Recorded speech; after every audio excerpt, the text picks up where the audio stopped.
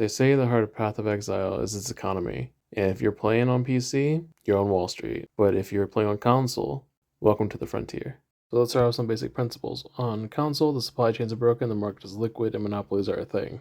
So don't play Trade League like you're on PC. Play it like you're in a frontier economy, meaning that you're the bank, you're the factory, and you're the law. Cool, you graduated, so let's talk about real stuff now. Full disclaimer, this is not financial advice for the real world. This is a decision-making guide of how to use your money effectively on Path of Exile. So please keep those things separate. We are going to go over the characteristics of the economy, how to approach it, how investments are usually done, where you can take advantage of things, and how volatile the market can really be and how to use that properly. We're going to do our best not to be like evil, but yeah, some things tend to converge a bit more than you might expect.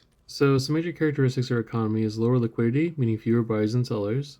We have a lot of market efficiency. Information passes slowly and prices are often incorrect. If you try to use PoE.ninja or some other third-party stuff, it doesn't really give you an accurate price on console. And it's good for predicting trends, but not good for getting the actual value. So the market is highly volatile, not just because of the market stresses, but also because of like patch notes and changes each economy every league. Basically, there tends to be like a black hole effect where something's like really valuable and the entire market gets warped. Frontier markets are not automated, meaning you have to have knowledge pertaining to the game, the league, even market makers, which are content creators. I know. Some basic terms, and we're just going to use like pseudo-economic terms to make it easy. So illiquidity, meaning basically items will not sell as fast because there's a lack of cash in the market. Bid-ask spread is the difference between what a person will buy something for and what the seller wants to sell something for, which is huge. There's a huge difference, like a massive difference. Console. When you're investing in a market like this, like a frontier economy, you're typically looking for investment vehicles which prioritize diversity. There are a number of forms, but consider these two. We have ETFs and mutual funds.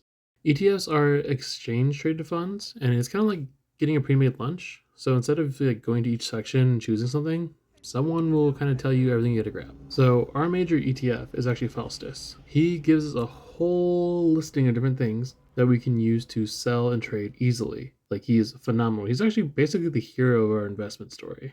So he doesn't just do that. He also changes our frozen assets into liquid currency like Chaos Orbs with less friction, and it makes them kind of the premier exchange that we're going to be using in the game. Now, mutual funds are a bit different. Basically, you hire an expert to shop around for you instead of one company, right?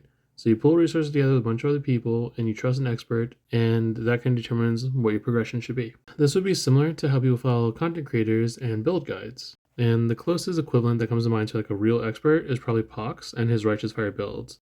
Not only does he provide like professional formatting, he also has a lot of Q&A and a lot of things available on his website. So check him out if you haven't. He's probably the guy you want to invest your mutual funds with, honestly.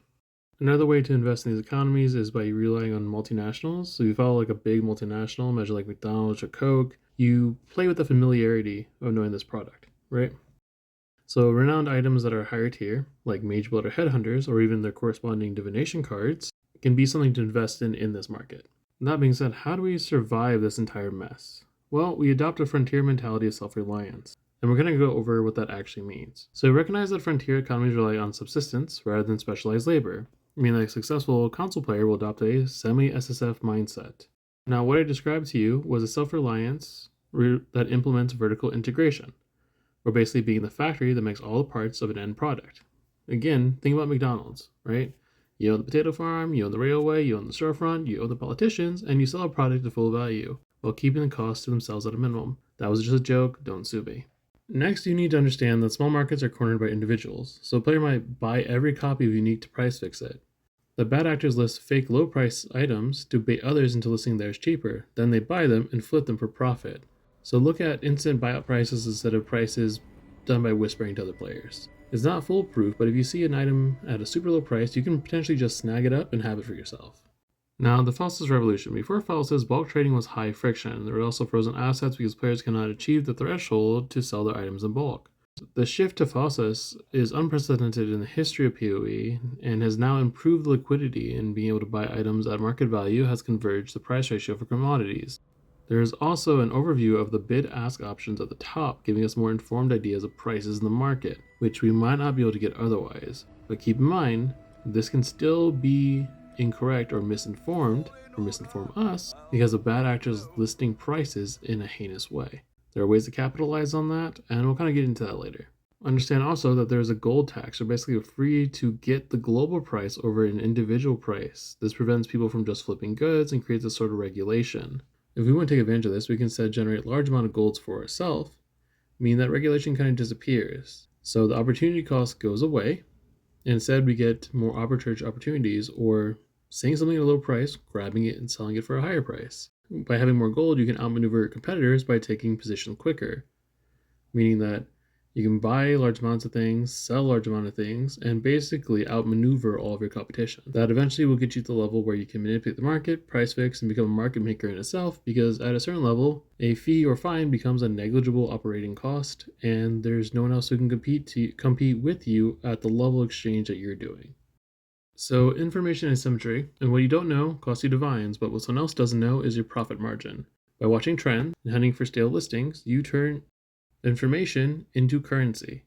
In a frontier economy, the truth, like the actual value of an item, becomes obscured because there's so little data points to create a clear listed price. You can exploit this by using some simple economic principles. You're going to leverage like a lag time arbitrage. Basically, because the console market is still tied to the global market of PC, it takes time for the PC prices to reflect onto the frontier market. But if you keep an eye on creators like Zizaran and see what builds that are being pushed, and the required uniques that will eventually spike in price, you basically have about 24 hours before you can see that price jump reflected on your console.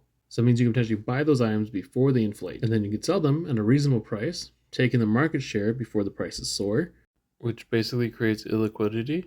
So now whoever wanted those items, buy them from you instead of buying from someone else. And now you've taken the profit, letting you profit purely from the market inefficiency. Another thing you can do is identify stale listings.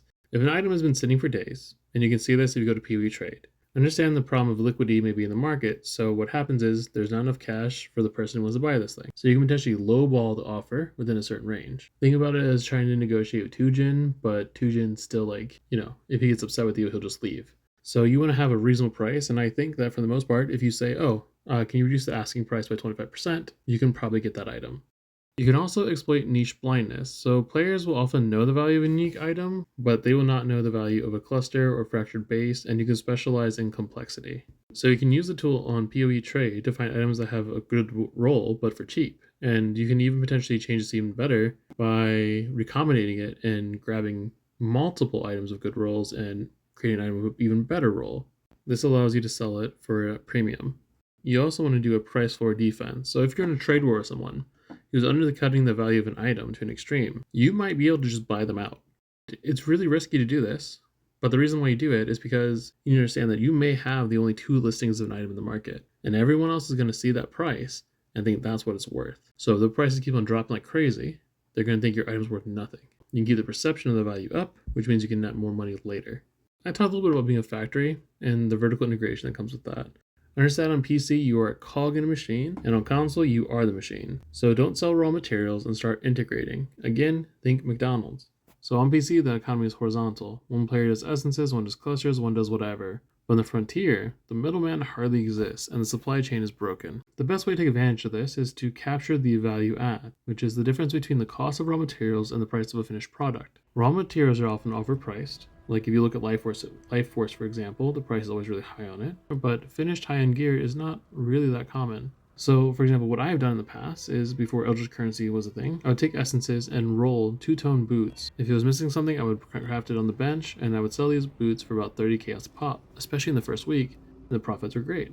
There are a number of approaches you can take, but the mentality is all the same. You shift from a material exporter, which is a low profit manufacturer, to a high profit business. You capture the profit margin from the ground up. So frontier economies fail when they rely too much on imports.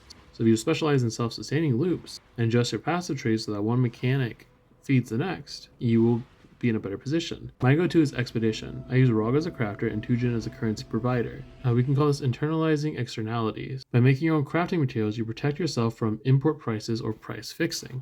Using this, you can also create market staples. Specialized items sell slowly. However, intermediate goods used to make other things always have a demand. You can farm heists, for example, for bases. This basically turns you from a final crafter to a supplier for elite crafters, making them dependent on your supply chains. The ROG economy. ROG is the king of the frontier. Unless you have a wishing tree or busted league mechanic related to crafting, he allows you to generate intermediate goods with almost zero initial capital. Use ROG to basically simulate a massive crafting bench. My go-to has been crafting mid-tier evasion gear with suppression. Now, the greatest start to your wealth is not a market crash, but low velocity. On the frontier, your stash tab is a graveyard of could-be wealth. An item that doesn't sell is worth nothing.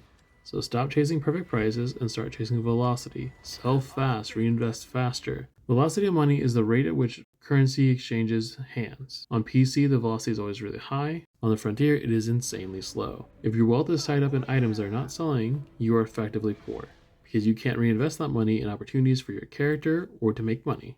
So really understand the sunk cost fallacy or perfect price lie. So use aggressive liquidation. Use decaying price strategy to list an item for an ideal price and then gradually reduce it until it sells. So always prioritize high velocity commodities. Focus on items that we sold via the fastest exchange because they essentially have instant velocity all the time. Treat your trade slots as having rent. Items that are there are for sale, and if they're not selling, they are removing the opportunity for you to sell other things. So regularly flush your inventory. Try to make sure all your items listed will sell within 2 days. So reinvestment, risk, and power creep. Understand that PoE leagues typically hyperinflate.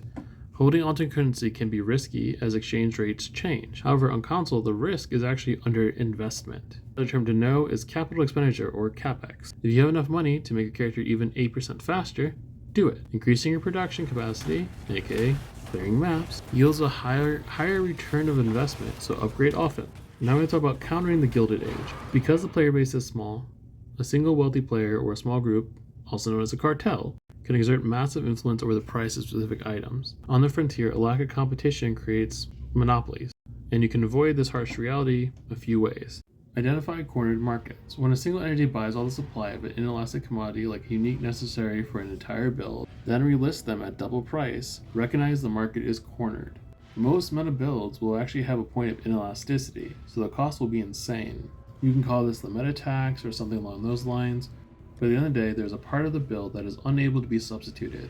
This could be the skill gem itself or a unique item tied to the build. So don't fight the monopoly that's coming, pivot to an off-meta build that uses something different, or consider a variant. Being contrarian is a massive economic advantage. You aren't competing with everyone over scarce resources. You can also have fractional ownership. If you can't afford the monopoly price on a finished item, you potentially farm or buy fragments, like divination cards, for that item. Just understand, like everything, this is a high risk, high reward situation. Also, the invisible hand of PC. So, even though consoles on the frontier is still attached to the global market of the PC, if there's an item that's crazy expensive on PC, a lot of console players will eventually move to farm it as well, effectively driving the price down on console. So what you can do is you can wait for the price correction. If a monopoly has driven a price high enough, do not buy it. Focus on something else. The game is huge. Eventually, in a small economy, the monopolists run out of buyers and is forced to lower the prices. Ultimately, be a producer. Be the factory. Use the PoE Wiki to find where monopoly items drop, and if something is price fixed, you can use the arbitrage opportunity to net profit before the price drops down. Remember, a monopoly is only as strong as the willingness for people to pay for those items. So what does this all actually mean? Farm liquid gold. Focus on mechanics that drop items tradable through Faustus for high velocity commodities. This can be strong boxes or expedition. Manufacturing. Capture the value add from the ground up by farming harvest or essences. Use information asymmetry to provide services that other players are too efficient to do themselves. This can be bossing or even running alpha and selling the double corruption altars. You can do fractional share farming, where you farm gift cards to protect yourself against monopolies that are coming, and you can even generate large profits from the sale of partial shares. Now, strong boxes are particularly good for this. You can also be a convenience vendor or selling a bulk premium. Exploit a high transaction friction on console trade by selling 8 modded maps. In a market where divines and chaos are scarce, particularly at league start, Tujin acts as a personal lender of last resort. He provides pure liquidity, while other players struggle to get cash by selling items, you are just printing it. This maximizes your currency velocity to get upgrades as soon as possible. And consider ROG like the domestic manufacturer, so instead of relying on other players, you rely on yourself. So, some finishing things. Understand the Atlas tree is your economic policy. To thrive, you don't need an over-the-top build, but a build that is economically efficient. On a build that relies on specific uniques, that is a liability. A build that can do well on domestic goods is an asset. Things that scale gem levels can be quite good. Understand that dying is an economic tax. Defense-oriented builds increase operational uptime. It's like buying a machine and it only works for 12 hours a day instead of 24. Lastly, make sure that when you invest in things, that they are going to be things that withstand the inflation that is inevitable. There are a lot of things you can do to make the game easier for yourself. So I hope this video is able to get you there. Subscribe if you want to see more of my stuff, and actually, I'd be more interested in your comments. Tell me about the crazy financial stuff that you've had. It doesn't matter if you're on PC or console or whatever. We all have our experiences with the market, and it would just be fun to see.